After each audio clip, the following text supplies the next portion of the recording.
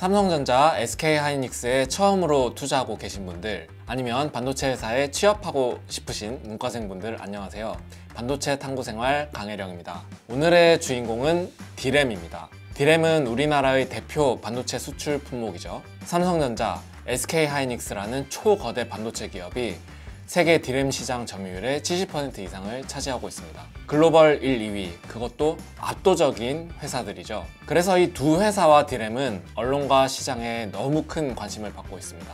이번 영상에서 한 번 더 저와 함께 한 발짝만 D램에 더 가까이 가보시는 건 어떨까요? 시장에서 자주 쓰이는 D램 용어들을 간략하고 재밌게 한번 짚고 가보려고 합니다.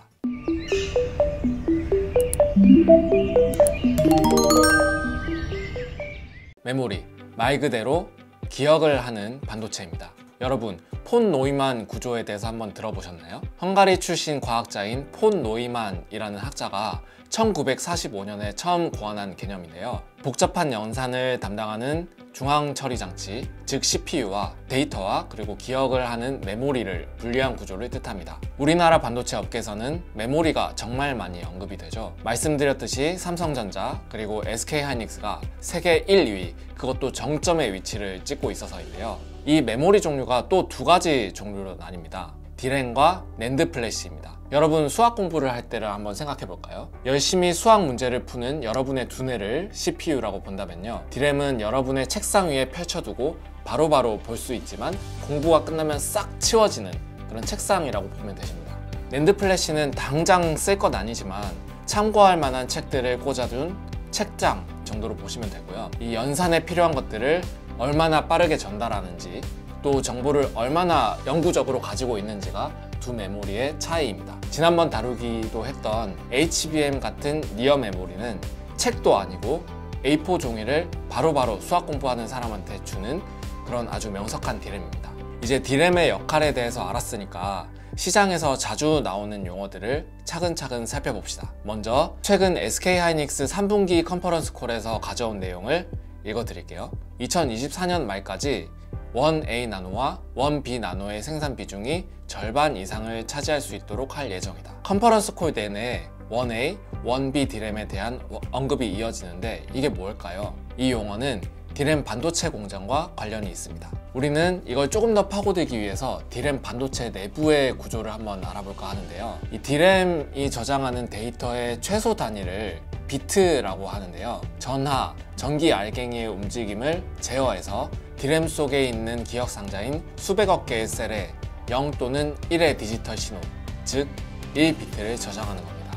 이 신호를 저장하는 기억 상자의 구조를 한번 보면요, D램의 경우에는 전하 알갱이의 흐름을 제어하는 트랜지스터가 있고, 그 옆엔 전하 알갱이를 저장하면서 이 신호를 품어두고 기억하는 길쭉한 커패시터가 한 개씩 있습니다. 여기서 1A, 1B를 설명하기 위해 필요한 것이 트랜지스터입니다. 자, 트랜지스터는요, 갈수록 크기가 작아지고 있습니다. 한정된 D램 칩의 용량을 더욱 증가시키려면 트랜지스터의 크기를 더욱 작게 만들어서 지금보다 더 많은 기억 상자를 D램 칩 안에 우겨 넣어야 하는 건데요. 트랜지스터의 구조를 조금 더 구체적으로 살펴보면요, 전하 알갱이를 공급하는 소스, 알갱이가 지나가는 채널, 알갱이가 이동하거나 멈출 수 있도록 제어하는 대문, 게이트, 알갱이가 채널을 타고 들어가서 도달하게 되는 드레인으로 나눌 수 있는데요. 1A와 1B는 소스와 드레인 사이에 있는 이 채널의 폭을 의미합니다. 이 채널의 길이를 줄였다는 것이 결국 트랜지스터 크기가 줄어들었다는 것을 단적으로 나타내는 거기도 하거든요. 물론 부작용도 있기는 하지만 전하가 이동하는 길이 훨씬 좁아졌으니까 데이터 이동 속도도 훨씬 빨라졌다는 것을 뜻하죠. 업계 전문 용어로 집적도, 덴시티를 높였다고도 얘기합니다. 1A 나노와 1B 나노는 이 채널 폭이 10나노대 초반까지 좁아졌다는 얘기입니다. 이 폭은 지난 수십 년간 20나노미터대에서 최근 10나노미터, 그러니까 나노미터는 10억분의 1미터이니까 약 1억분의 1미터대까지 폭을 초미세했다는 뜻이죠. 10나노대에서 조금씩 폭을 줄여나가면서 새로운 세대수를 개발할 때마다 이 숫자 뒤에 기호를 붙입니다. 이 폭의 길이는 영업적으로 민감한 건이라 이런 알파벳을 붙였다고 하는데요. 예를 들어서 10나노 1세대는 1X, 2세대는 1Y, 그리고 쭉쭉 이어서 1Z, 1A, 1B 이 순으로 붙입니다. 1B로 왔다는 것은 10나노급 폭에서 5세대 제품까지 왔다는 건데요. 앞으로 여러분들이 많이 들어보셨던 ASML의 극자외선, 그러니까 EUV 장비들을 계속 도입하면서 이 채널 폭의 초미세화가 진행될 겁니다. 하지만 10나노대에서 미세화가 쉽지가 않아서 1B는 물론 1C, 1D까지 세대수를 나눠서 개발할 계획까지 있는 것 같습니다. 하지만 최근 흥미로운 건 삼성전자의 행보인데요. 더 이상 이렇게 1A, 1B 같은 알파벳을 쓰지 않고 14나노, 12나노 D램처럼 아예 채널 폭을 공개한 것입니다. 업계에선 이걸 두고 D램 면적 축소에 자신감을 보이려고 아예 채널 폭 길이를 공개해버린 것이라고 말하는 게 중론입니다. 최근에는 평면에 이렇게 트랜지스터를 우겨넣기가 어려우니까 아예 한 칩 안에 여러 층으로 쌓아버리는 방법도 고안 중입니다. 이걸 3D D램이라고 하는데요. 삼성전자와 SK하이닉스가 요즘 이게 과연 될까 하면서 열심히 연구하고 있다고 하니 향후 D램이 어떤 형태 구조로 변화할지 지켜봐야 할 대목입니다. 자, 이제 D램에서 또 많이 나오는 용어를 하나 살펴볼 텐데요. 바로 DDR입니다.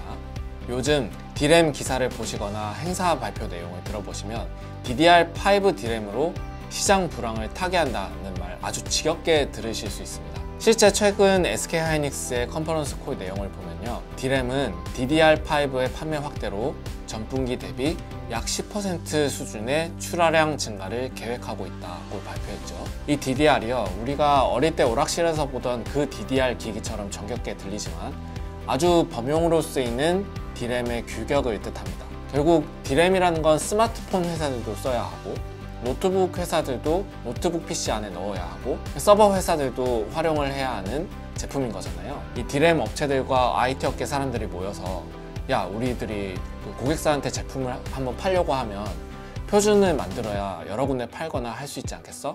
해서 만든 표준 규격 중에 하나가 DDR이라고 보시면 쉽습니다.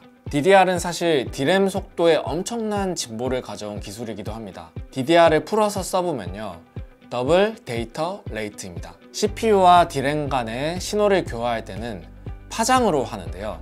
데이터가 이동할 때 전기 파장을 활용해보자 하고 약속을 하고 전자 파장에 데이터를 태워 보냅니다. 초당 파장이 얼마나 반복되는지가 바로 주파수라는 개념이고, 이 단위를 헤르츠라고 표기합니다. 주파수의 가장 최소 단위가 클럭입니다. 이 하나의 클럭에는 위로 솟는 구간이 있고 아래로 다시 꺾이는 상황이 한 번씩 반복되는데요. 더블 데이터 레이트, 바로 DDR은 말 그대로 솟구치는 구간과 아래로 꺾이는 상황 모두 데이터를 이동시킬 수 있는 이른바 일타쌍피를 얘기합니다. DDR이 있기 전까지는 SDR 방식이었는데요. 한 클럭에 딱 한 번만 데이터를 이동시킬 수 있거든요. 근데 DDR이 나오면서 데이터 이동 속도가 2배로 빨라진 셈이죠.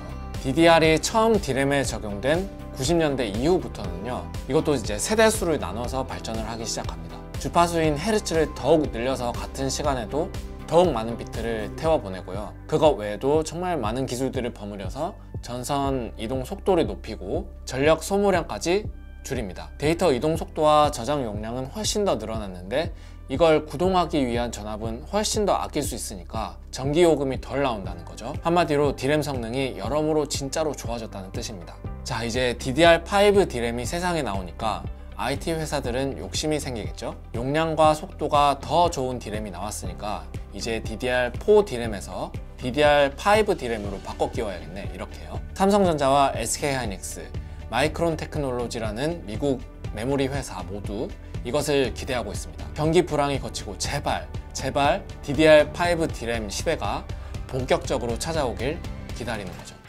자, 오늘은 메모리 가운데서도 D램 업계에서 자주 나오는 기술과 용어에 대해 알아봤는데요.